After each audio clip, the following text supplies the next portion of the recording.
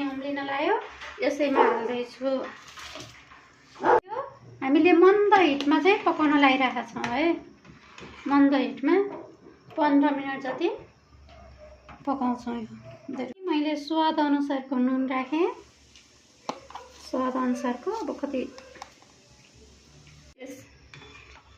यसलाई चाहिँ केही बेर पकाएर यसलाई 100% पाक्ने गरी पकाउनु हुँदैन। यसलाई चाहिँ 60% मात्र पाक्ने तरिकाले पकाउनु पर्छ। यो भातलाई चाहिँ हामीले यसरी राख्यौँ।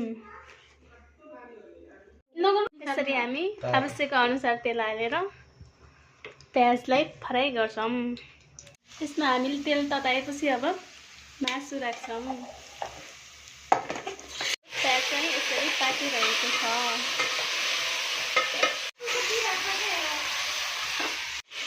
चिकन यसरी फ्राई गरिरहेका छौँ हामीले। यहाँ चाहिँ बिचमा खाली ठाउँ राखेर हामीले यसरी टमाटर राखिरहेका छौँ। अब चाहिँ यो टमाटरमा पानी निस्किन्छ।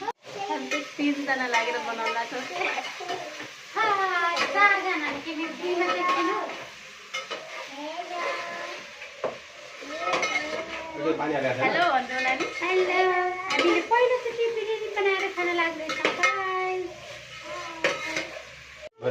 अब हामीले चाहिँ यो प्याजलाई फ्राई गरेको प्याजलाई यसरी राखेका छौँ। अनि त्यसपछि गाजर पनि यसरी राखेका छौँ। त्यसपछि धनियाँ।